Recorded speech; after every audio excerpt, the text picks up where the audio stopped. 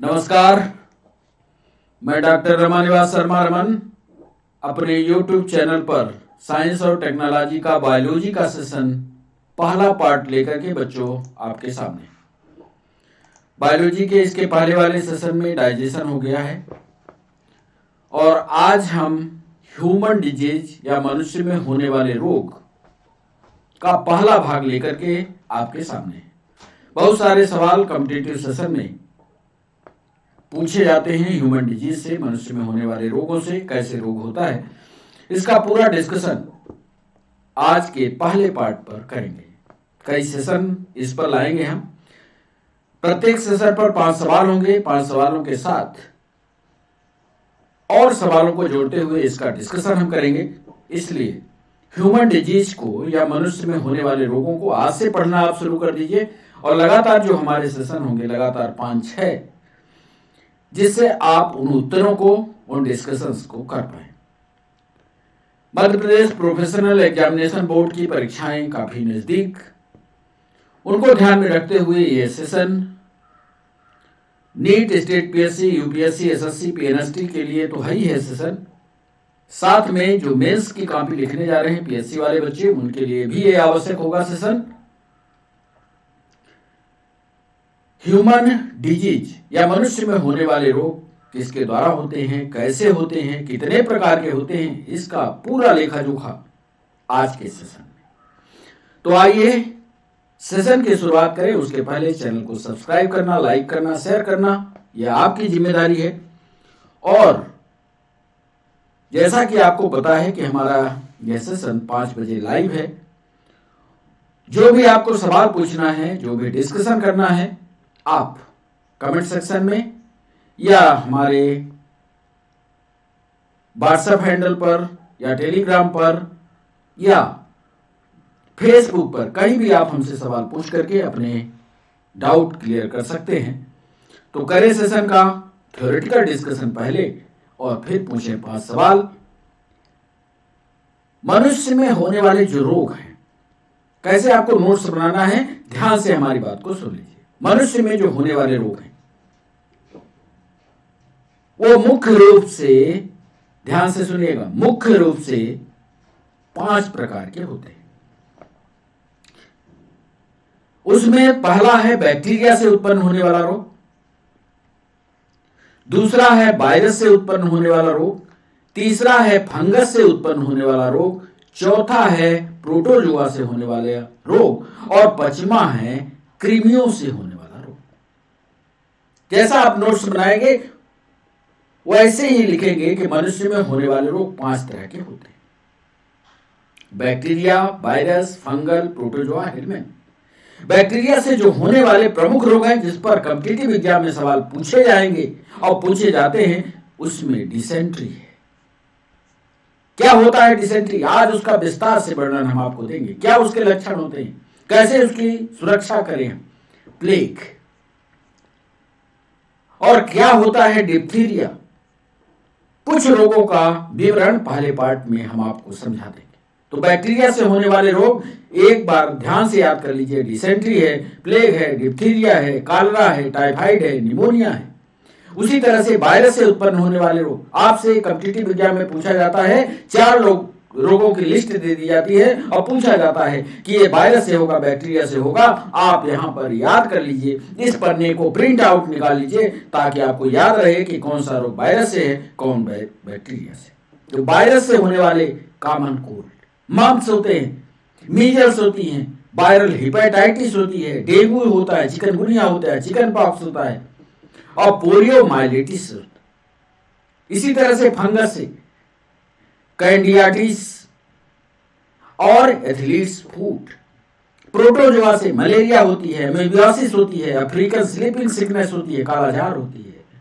कृमियों से होने वाली एस्केरेसिस होती है, फिलियरेसिस होती है। इस तरह से रोगों की एक लिस्ट आप नोट्स पर बना लीजिए कि बैक्टीरिया से ये होगा, वायरस से ये होगा, फंगस से ये होगा, प्रोटोजोआ से ये होगा, हेलमेंथ से ये होगा। और जब हम इसके सारे सेशन को आपके सामने रख देंगे तो एक एक रोग के बारे में विस्तार से आपको जानकारी मिल जाएगी। एक बार आप पढ़ लेंगे, कॉम्पिटिटिव एग्जाम में आपसे ऐसा कोई सवाल नहीं होगा जो ना बन पाए। तो आज बैक्टीरियल डिजीज के बारे में थोड़ा सा थ्योरेटिकल डिस्कशन, कैसे आप इसके नोट्स को बनाएंगे, कैसे इसको समझेंगे, ये देखिए। पहला रोग आपके सामने, पहला रोग का डिस्कशन डिसेंट्री से लेते हैं। डिसेंट्री होती क्या है, पहले इसको समझिए। Acute infection disease in intestine caused by dysentery bacilli. जब आंत में बहुत ज्यादा इंफेक्शन हो जाए, जरा ध्यान से देखिए, बैक्टीरिया पहुंच जाए आंत में, आंत में इंफेक्शन हो जाए, स्टमक के हिस्से में इंफेक्शन हो जाए और बैसिलाई नामक बैक्टीरिया के द्वारा हो जाए, इसको डिसेंट्री बैसिलाई नामक बैक्टीरिया के द्वारा होता है और मुख्य रूप से रेक्टम वाले, सिग्मॉइड एंड रेक्टम वाले पोर्शन में होता है।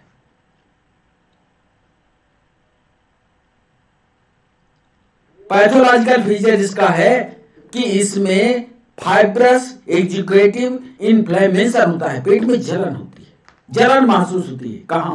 पेट वाले हिस्से। और यदि इसका इन्फेक्शन हो गया बैसिलाई का, डिसेंट्री बैसिलाई का, तो आपको बुखार आएगा, पेट में दर्द होगा, दस्त होगा, कभी कभी तो लैट्रिन के साथ खून भी आता है, पस बनता है, और यदि यह सीरियस हो गया तो आप बेहोश की अवस्था में जा सकते हैं, बेहोशी आपको हो सकती है। तो एक्यूट इन्फेक्शन डिजीज जब आंत में हो जाती है तो इसको डिसेंट्री कहते हैं। डिसेंट्री फैलने के 3 कारण हैं, या 3 माध्यमों के द्वारा डिसेंट्री के ये प्रमुख लक्षण हैं और डिसेंट्री आंतों में होती है। एक रोग के बारे में और आपको बता दें, वो है प्लेग। देखिए जरा, इधर हमने जो लिस्ट बनाई है उसमें डिसेंट्री और दूसरा प्लेग। प्लेग को देखिए, प्लेग जो है जब किसी आदमी को होता है तो जरा इस आदमी के हाथ को देखिए, हाथ वाला हिस्सा, ये पहले ये ऊपर की चमड़ी इसकी हट गई, देख रहे हैं, ये चमड़ी समाप्त, और ऊपर के एरिया में ये ब्लैक डॉट्स हो जाते हैं, ऐसा लगता है कि काला कोयला इसके ऊपर पोत दिया गया। यह है प्लेग का लक्षण। इसको फैलाने वाले 3 होते हैं, या तो चूहा, या तो फ्लीज, या मनुष्य। अब ये कैसे? पहले ये रोडेंट जो है ये फैलाएगा प्लीज में, और प्लीज फैलाएगी मनुष्य में, और मनुष्य में जब हो जाएगा तो अलग अलग प्रकार का प्लेग इसमें कैसे फैलता है ये देखिए। मनुष्य से मनुष्य में कैसे फैलता है ये देखिए। Bubonic most common plague rodent to human transmission. Bubonic plague ये कहलाएगा, मोस्ट कॉमन होता है, जो चूहे के द्वारा मनुष्य तक ट्रांसमिट किया जाता है। Septicaemic secondary to bubonic or enters to the break in your skin. इस तरह का जो होता है ये ब्लड में ट्रांसमिट होता है, ब्लड में पहुंचता है, और उसको सेप्टिसेमिक कहा जाता है। और मनुष्य से मनुष्य में जब ये प्लेग फैलता है तो उसको निमोनिक के नाम से जानते हैं, यानी माउथ टू माउथ पहुंचता है या बाहर से बाहर की ओर पहुंचता है। तीनों में यदि प्लेग का इन्फेक्शन होगा तो शरीर के लक्षण कुछ इस तरह के दिखाई देंगे कि चमड़ी बिल्कुल सफेद हो जाएगी और हाथ और पैर के आगे वाला हिस्सा काला हो जाएगा। तो ये हुआ प्लेग का लक्षण। इसको फैलाने का तरीका है रोडेंट से प्लीज में, प्लीज से ह्यूमंस में, और ह्यूमंस का स्ट्रक्चर कुछ इस तरह बन जाता है तो प्लेग होता है। डिप्थीरिया का लक्षण देखिए। डिप्थीरिया के केस में जरा ये देखिए, माउथ वाले हिस्से में, माउथ वाला हिस्सा ये, ध्यान से देखिए, ये जिसको हमने गोले से किया। Diphtheria is nasopharyngeal and in skin infection caused by corynebacterium diphtheriae. एक तो याद रखिएगा, साइनोबैक्टीरियम डिप्थीरी नामक बैक्टीरिया के द्वारा यह इन्फेक्शन होता है डिप्थीरिया में, बकोफेरेंजियल कैविटी में, यानी माउथ और फेरिक्स के बीच में यह इन्फेक्शन होता है। मुंह फाड़ करके जब विस्तार से डॉक्टर देखता है तब इसको यहां पर इन्फेक्शन दिखाई देता है। जनरल ये है कि अगर ये इन्फेक्शन हो गया तो आपको फीवर 38 डिग्री के ऊपर रहेगी, आप बीमार महसूस करोगे, आपके गले में गिल्टी महसूस होगी। यहां सफेद कलर का, ये मुंह फाड़ करके ऐसे देखोगे तो पीछे, बिल्कुल पीछे सफेद कलर का एक डैश, एक चिन्ह आपको दिखाई देगा। गले में खसखसाहट की आवाज होगी, आपके गले की ये जो ये वाली ग्लैंड्स हैं ये सूजी हुई होंगी। यदि साइनोबैक्टीरियम डिप्थीरी ने आपको काटा या इसका इन्फेक्शन हुआ तो आपको हेडेक होगा, आपको सांस लेने में और कोई खाना खाने में दिक्कत होगी, डिफिकल्टी ब्रीथिंग एंड स्वेलिंग। और यदि यही प्रक्रिया डिप्थीरिया की चलती रही, आगे बढ़ी, तो पस field blisters on legs, feet and hand, large ulcers surrounded by red सोर लुकिंग स्किन, आपकी चमड़ी पर, और वो चमड़ी का कोई भी हिस्सा हो सकता है, बाहर भी हो सकता है, मुंह के अंदर भी हो सकता है, वहां पर इस तरह के गोल गोल रचनाएं, ऐसी ऐसी गोल गोल रचनाएं आपके स्किन पर बन जाएगी और उसमें एक प्रकार का तरल भर जाएगा। ओवर व्यू देखने पर ऐसे ऐसे तरल भर जाएगा, गांठें जैसे दिखेंगी, पैर में भी, फुट में भी, हाथ में भी। तो ये डिप्थीरिया का लक्षण होगा। आइए, डिप्थीरिया जो है किसी भी एज के मनुष्य को हो सकती है। डिप्थीरिया के टीके बनते हैं, इस पर भी सवाल पूछा गया। डिप्थीरिया के जो टीके हों वो छोटे में भी लग जाए, बड़े में भी लग सकते हैं, और बड़े से और बड़े में भी लग सकते हैं, ओल्ड एज में भी लग सकते हैं। डिप्थीरिया का टीका यंग चिल्ड्रन में दूसरे, चौथे, छठवें महीने में, 15 से 18वें तक, और 4 से 6वें वर्ष के बीच यंग चिल्ड्रन। 11 से 12 वर्ष की अवस्था में भी डिप्थीरिया हो सकता है और डिप्थीरिया का टीका लगवाया जा सकता है। और इसके बाद यदि आप 12 साल से ऊपर हो गए तो हर 10 साल में डिप्थीरिया के टीके आपको लगवाने चाहिए। ये मेडिकल ट्रीटमेंट है, ये प्रैक्टिकल है। आपके कोर्स में प्रैक्टिकल बायोलॉजी आएगी। आप किसी भी परीक्षा दे रहे हो, अप्लाइड बायोलॉजी पर ज्यादा सवाल आते हैं, इसलिए ये वैक्सीनेशन की प्रोसेस को समझ के रखिएगा। कुछ रोगों के बारे में आज थ्योरेटिकल डिस्कशन होगा, कुछ रोगों के बारे में पार्ट 2 में डिस्कशन करेंगे, कुछ रोगों में पार्ट 3 में, और इस तरह से पूरे रोगों का विस्तार से डिस्कशन हम करते चलेंगे। अब बारी है एमसीक्यू सेशन की। 5 सवाल। पहला सवाल आपके स्क्रीन पर ये रहा, मलेरिया रोग का कारण है।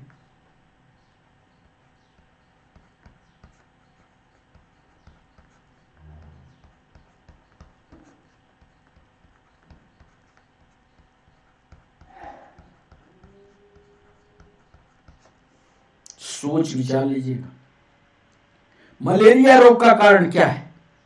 अभी उधर डिस्कशन हो चुका है। पहला पेज जो हमने बनाया था उसमें लिख दिया था कि वायरस से है, बैक्टीरिया से है, कृमि से है, फंगस से है, किससे है। वहीं से पहला सवाल उठाया, ये ऑप्शन दे रहे हैं, क्या यह बैक्टीरिया से होता है, यानी जीवाणु से होता है। बी ऑप्शन दे रहे हैं क्या यह वायरस से होता है?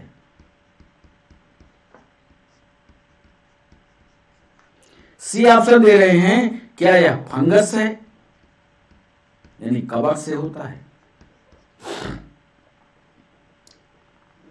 और डी ऑप्शन दे रहे हैं, क्या यह परजीवी से या पैरासाइट से होता है? मलेरिया रोग का कारण कौन सा है? सही जवाब थोड़ा सा टिक लगाया है, आप कंफ्यूज हो सकते हैं, वायरस से, बैक्टीरिया से, फंगस से या पैरासाइट से। सही जवाब कमेंट सेक्शन में कीजिए, नहीं बनेगा तो डिस्कशन का पेज लगा हुआ है, डिस्कस करेंगे। दूसरा सवाल, रतौंधी किस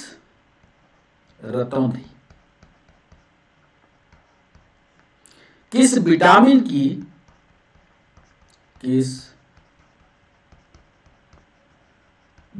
की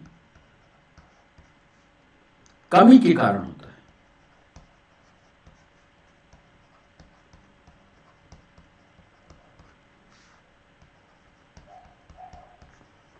दूसरा सवाल,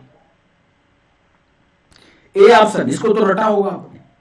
आज हम बताएंगे क्यों होता है, और जो हम विटामिन में उदाहरण दे रहे हैं उन सारे विटामिनों की आज चर्चा करेंगे। क्या हुआ विटामिन सी है? बी ऑप्शन दे रहे हैं, क्या हुआ विटामिन बी है? सी ऑप्शन दे रहे हैं, क्या हुआ विटामिन ए है? डी ऑप्शन दे रहे हैं, क्या हुआ विटामिन के है? सही जवाब कमेंट सेक्शन में कीजिए, हम कारण सहित सारे विटामिनों के बारे में आज डिस्कशन करेंगे आपके साथ। तीसरा सवाल आपके स्क्रीन पर, इनमें से, जो हम नीचे लिखेंगे, इनमें से किसके कारण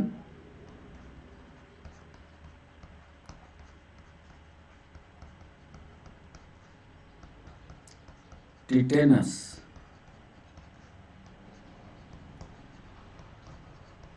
होता है? टिटेनस का कारण क्या है ये बताना है। तीसरे सवाल में ए ऑप्शन दे रहे हैं, clostridium tetani, clostridium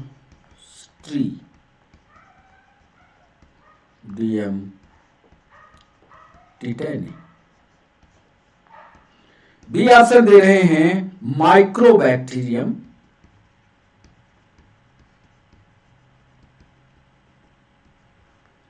C option दे रहे हैं, माइक्रोबैक्टीरियम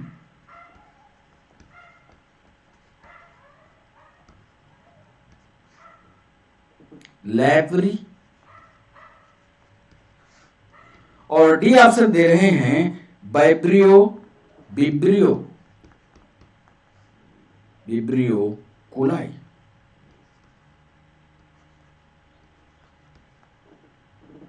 किसके कारण टिटेनस होता है? तीसरा सवाल हमने पूछा, क्लोस्ट्रीडियम टिटेनी, माइक्रोबैक्टीरियम लैप्री या विब्रियो कोलाई। सही जवाब कमेंट सेक्शन में कीजिए, नहीं तो हम इसका कंप्लीट डिस्कशन आज आपके सामने रखेंगे। चौथा सवाल आपके स्क्रीन पर, एक व्यक्ति के शरीर की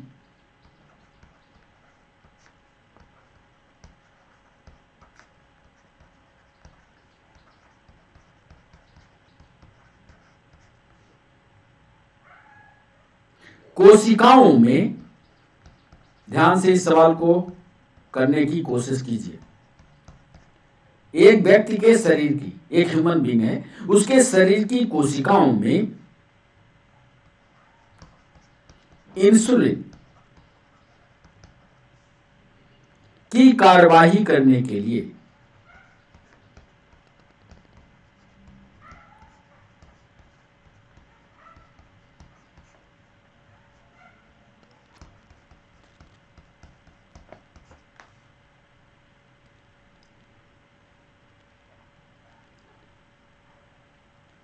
विरोधी, एक व्यक्ति के शरीर में कोशिकाओं में इंसुलिन की कार्यवाही करने के लिए प्रतिरोधी या प्रतिरोध विकसित होता है।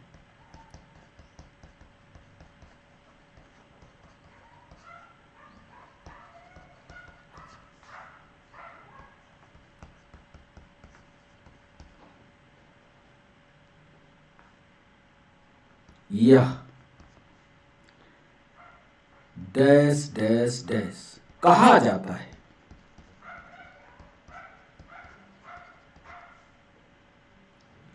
A option type A diabetes,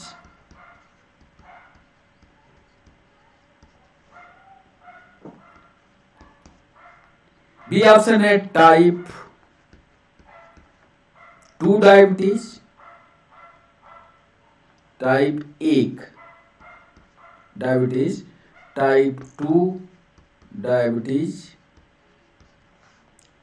C option विकल्प ए और बी दोनों, और डी ऑप्शन है इनमें से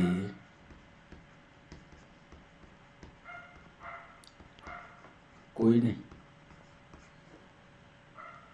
सही कारण सोचिएगा तब जवाब करिएगा। एक व्यक्ति के शरीर की कोशिकाओं में इंसुलिन की कार्यवाही करने के लिए या इंसुलिन को एक्टिवेट करने के लिए डिफेंस या प्रतिरोध विकसित होता है। टाइप ए डायबिटीज में, टाइप 2 डायबिटीज में विकल्प ए और बी दोनों में या इनमें से कोई नहीं। इसका कंप्लीट डिस्कशन आज हम आपके सामने करेंगे। 5वां सवाल और सेशन का अंतिम सवाल, वह पदार्थ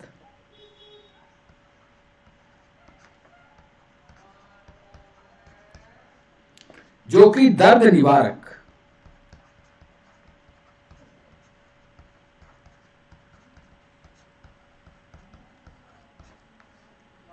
तथा जो कि दर्द निवारक तथा मतलब जो आपके पेन को खत्म कर दे, वह पदार्थ जो कि आपके दर्द निवारक तथा तीव्र ज्वर नाशी, तीव्र ज्वर नाशी मतलब आपको तेज बुखार चढ़ी हो, उस बुखार को खत्म कर दे, आपके दर्द को खत्म कर दे, वह पदार्थ जो कि दर्द निवारक तथा तीव्र ज्वर नाशी दोनों की भांति कार्य करता है, दोनों की भांति कार्य करता है। वो पदार्थ कौन सा है? ए ऑप्शन दे रहे हैं, क्या कुनैन है? बी ऑप्शन दे रहे हैं, क्या वह एस्प्रिन है? एस्प्रिन है। सी ऑप्शन दे रहे हैं, क्या वह पेनिसिलिन है?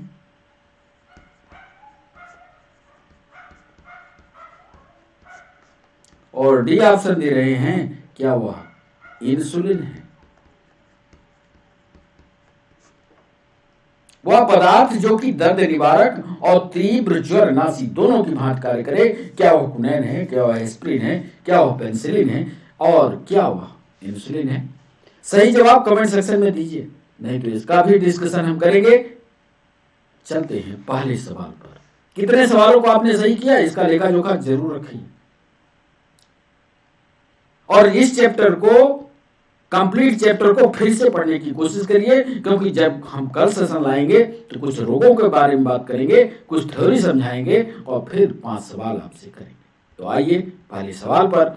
और पहला सवाल जो हमने पूछा, मलेरिया रोग का कारण क्या है, किससे होता है? ये आप जब एनसीईआरटी की बुक में देखोगे तो पहली ही लाइन लिखी हुई है कि मलेरिया रोग एक परजीवी के कारण होता है, एक पैरासाइट के रूप में होता है।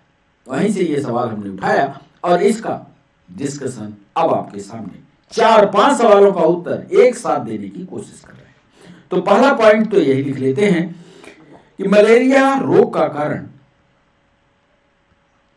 परजीवी है, परजीवी है मलेरिया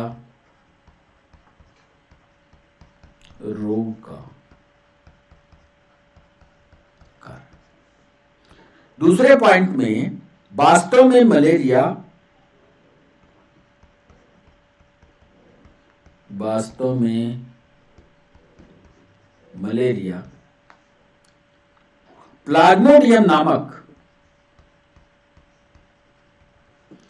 प्लाज्मोडियम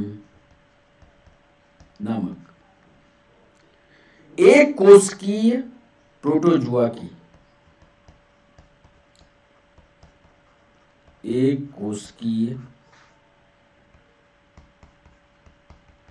प्रोटोजुआ की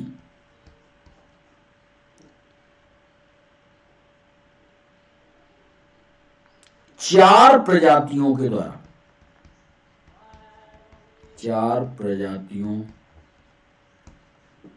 के द्वारा होता है। यह भी सवाल पूछा गया कि यह किस में आता है, एक कोश की होता है, किस फाइलम में आता है, तो यह भी आपको जवाब पढ़ना चाहिए, प्रोटोजोआ में आता है। कितनी जातियों के द्वारा होता है यह भी आपको पता होना चाहिए कि 4 जातियों के द्वारा होता है। ए देखिए वो 4 जातियां, plasmodium vivax, plasmodium vivax. B plasmodium malariae. C plasmodium falciparum,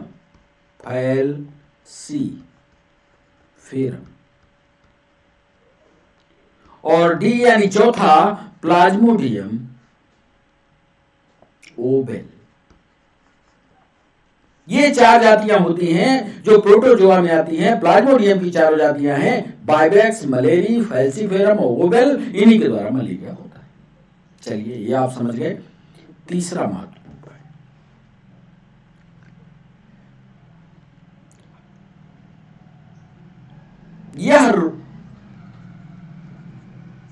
यह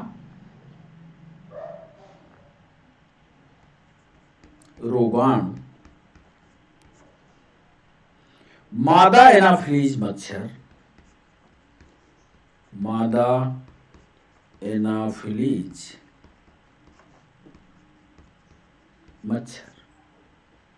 द्वारा रोगी से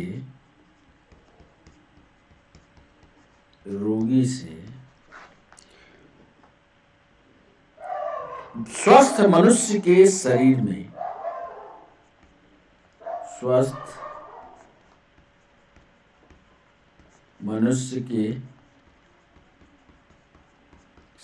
में लाए जाते हैं।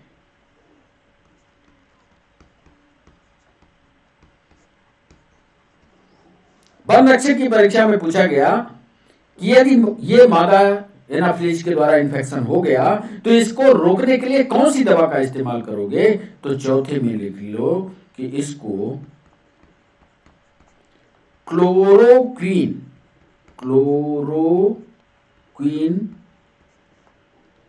दवाई से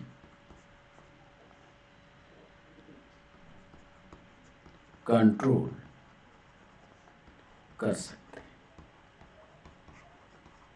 4 पॉइंट महत्वपूर्ण पहले सवाल पर दिया। परजीवी है, मलेरिया रोग का कारण है। वास्तव में मलेरिया प्लाज्मोडियम नामक एक उसकी प्रोटोजोआ की 4 प्रजातियों के द्वारा होता है, जिन्हें क्रमशः plasmodium vivax, plasmodium malariae, plasmodium falciparum, plasmodium ovale कहते हैं। यह रोगाणु मादा एनाफिलीज मच्छर के द्वारा रोगी से स्वस्थ मनुष्य के शरीर में लाए जाते हैं और इसको क्लोरोक्वीन की दवाई से कंट्रोल कर सकते हैं। आइए दूसरा सवाल, रतौंधी किस विटामिन की कमी से होती है? रतौंधी होती क्या है?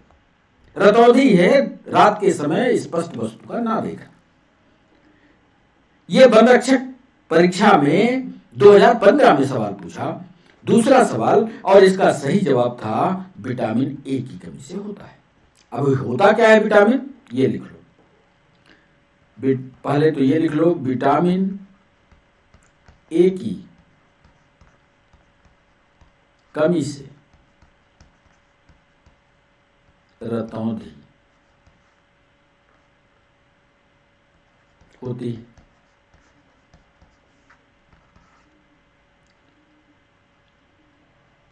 इसमें पीड़ित को, अब रतौंधी समझ लो, इसमें पीड़ित को दिन में अच्छा दिखाई देता है, परंतु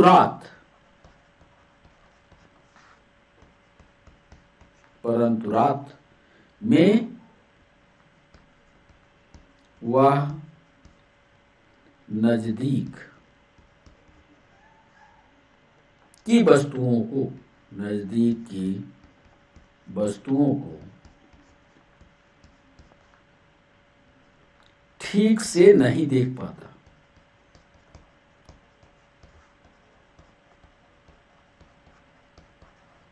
चलिए, इसमें पीड़ित को दिन में अच्छा दिखाई देगा, शर्त यह है कि रात को, इसीलिए रतौंधी बोलते हैं, ठीक से नहीं दिखाई देगा। इसके अलावा हमने ऑप्शन, ये तो आप समझ गए रतौंधी था। इसके अलावा हम चाहते हैं कि आप विटामिन सी भी यहीं पढ़ लो, विटामिन ए भी पढ़ लो, विटामिन के भी पढ़ लो। तो तीसरे पॉइंट में हम लिख देते हैं विटामिन सी की कमी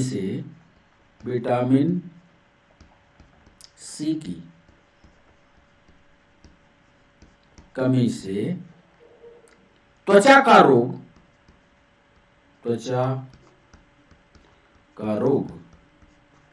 स्कर्वी होता है।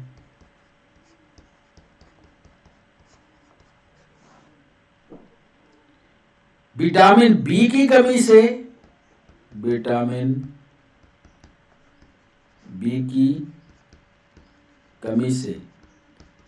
एक साथ पढ़ लो, क्योंकि ये भी सवाल पूछा गया कि विटामिन बी की कमी हो जाए, विटामिन सी की कमी हो जाए, विटामिन ए की कमी हो जाए, तो एक साथ पूरी जानकारी रखो। विटामिन बी की कमी हो गई है तो कौन सा रोग होगा बच्चों? कमेंट सेक्शन में लिखो, बेरी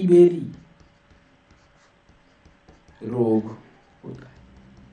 लक्षण क्या है अभी मत पूछना, जब हम विटामिन का चैप्टर आपको पढ़ाएंगे तो सारे रोगों को एक एक करके समझा देंगे चित्रों के माध्यम से। और लास्ट में विटामिन के,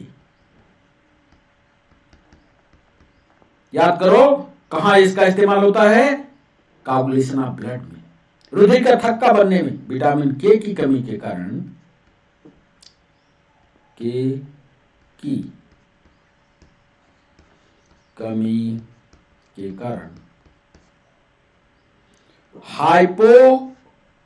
रोग का नाम सुनना, हाइपोप्रोथ्रोम्बिएनेमिया,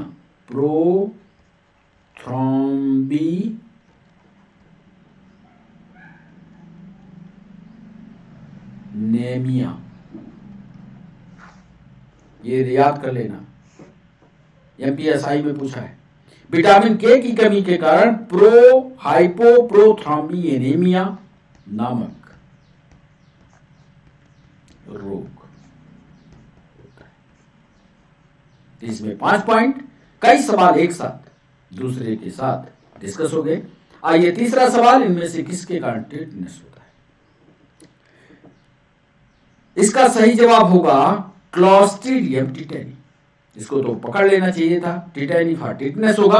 कैसे होगा इसका भी? टिटनेस जो होता है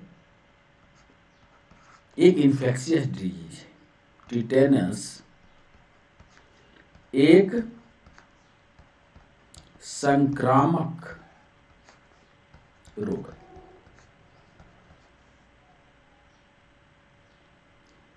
दूसरा एक सवाल पूछा गया, इसको दूसरे नाम से पूछा गया था, इसको धनु स्तंभ या धनुष टंकार भी कहते हैं। धनुष टंकार भी कहते हैं। तीसरा, यह क्लॉस्ट्रीडियम टिटेनी द्वारा होता है। उत्तर ही है इसका, होता है इसकी। और ये बैक्टीरिया है, यानी जीवाणु के द्वारा होता है। ये भी सवाल पूछा गया। चौथे पॉइंट में, शरीर के किसी भाग में चोट लगने पर, लिख लो टिटनेस होता कैसे है। शरीर के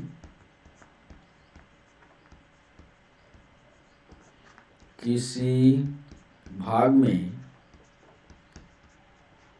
चोट लगने पर जब घाव बन जाता है, बाउंड बन गया, जब घाव बन जाता है तब ये जीवाणु, कौन सा, क्लॉस्ट्रिडियम टिटेनी, तब ये जीवाणु धूल, गोबर इत्यादि से हमारे शरीर में प्रवेश कर जाते हैं, हमारे बॉडी में पहुंचते हैं।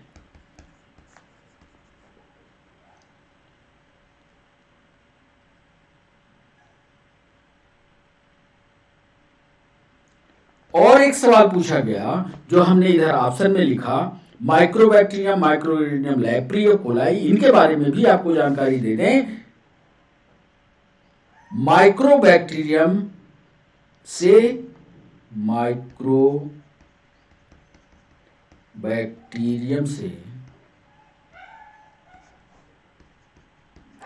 तपेदिक रोग होता है, तपेदिक रोग होता है, यह भी सवाल पूछा गया। और छठवें में विब्रियो कोलाई से हैजा होता है।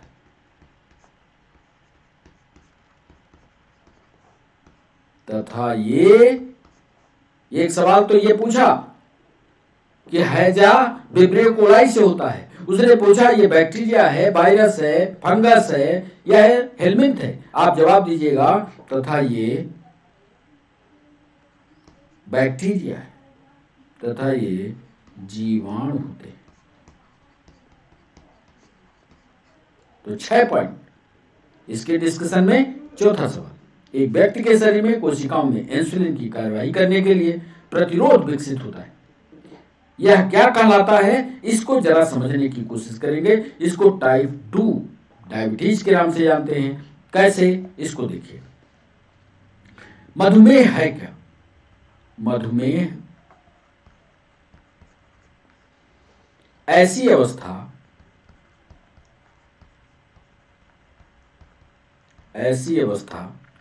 जिसमें पैनक्रियाज की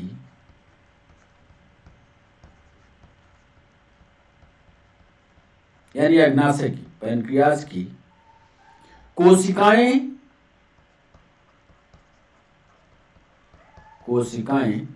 इंसुलिन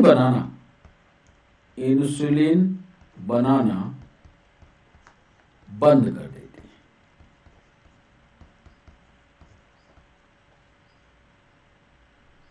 जिससे क्या होगा, जिससे शुगर का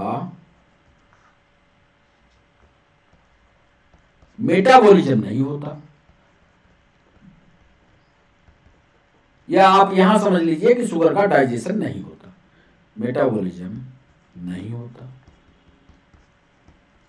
इस पहले पॉइंट को ध्यान में रखिएगा। दूसरे पॉइंट में टाइप 1 डायबिटीज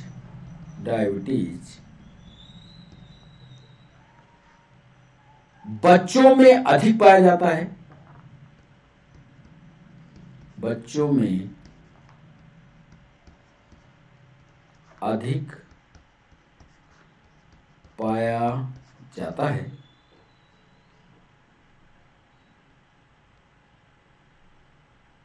पैनक्रियाज इंसुलिन बिल्कुल नहीं बना पाते, पैनक्रियाज इंसुलिन बिल्कुल नहीं बना पाते।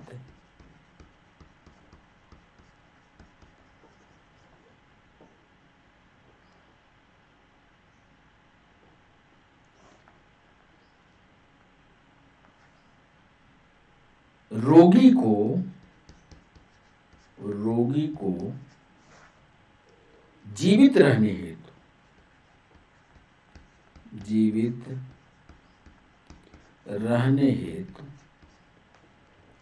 इंसुलिन के टीके लेने पड़ते हैं, इंसुलिन लेना पड़ता है।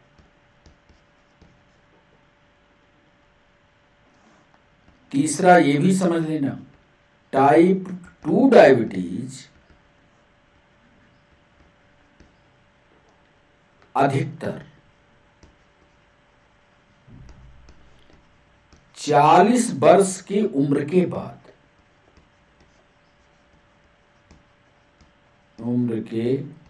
बाद होता है।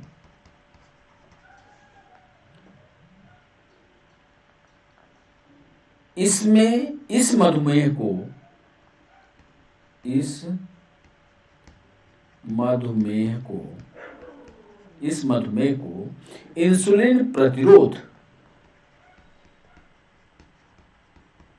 इंसुलिन प्रतिरोध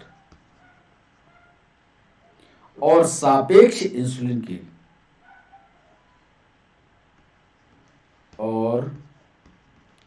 सापेक्ष इंसुलिन कमी के संदर्भ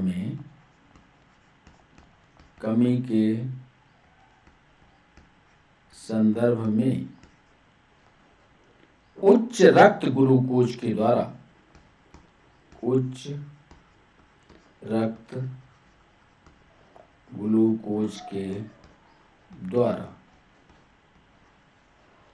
पहचाना जाता है।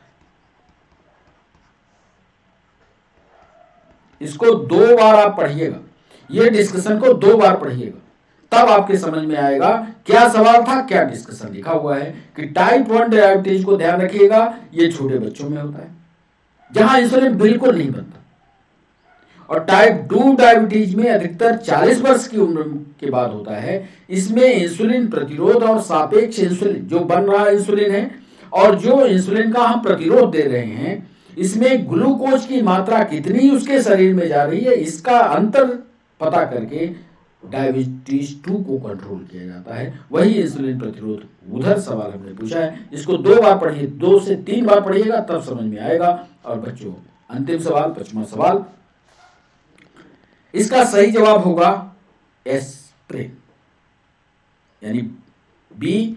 एस्प्रिन एक ऐसी दवाई है जो दर्द निवारक है और बुखार भी समाप्त करती है, दोनों की भांति कार्य करती है। इसका नाम आपने सुना होगा। पहले तो ये सही है, शरीर में सामान्य तौर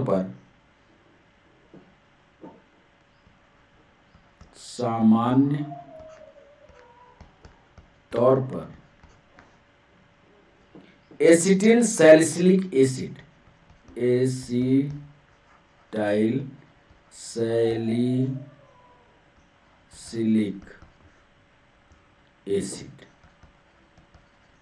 ये कंपोजिशन है उसका।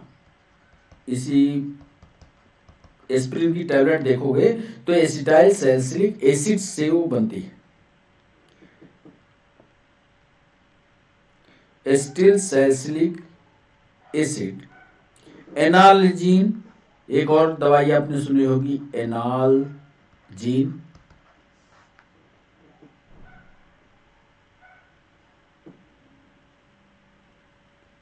तथा मालिश करने के लिए आपने दर्द जहां होता है उसके लिए मेथिल सैलिसिलेट, मालिश के लिए मेथिल सैलिसिलेट। तारपीन का तेल भी लगाते हैं लोग, तारपीन का तेल, बाम आदि का उपयोग होता है। बाम आदि का उपयोग दर्द नाशन के लिए होता है। ये सारी जानकारी हमने इसलिए लिखी कि एस्पिरिन वाला सवाल तो हमने बता दिया आपको। इसके अलावा एनाल्गेसिक भी एक बार सवाल में आया है, मेथिल सैलिसिलेट भी आया है, तारपीन का भी तेल आया है, बाम भी आया है। इसलिए सारे सवालों को एक साथ इकट्ठा करके हमने जवाब बना दिया। दूसरा पॉइंट,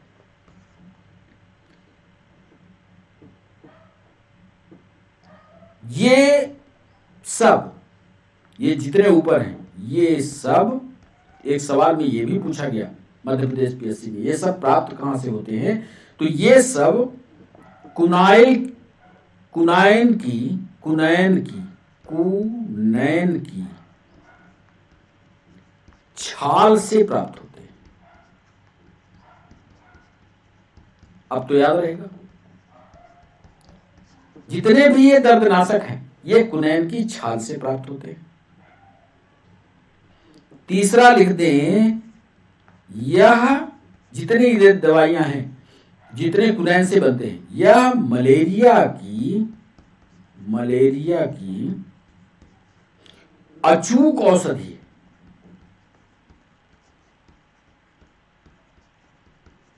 मलेरिया ना ठीक हो रही हो, कुनैन की गोली खिला दीजिए, बिल्कुल ठीक।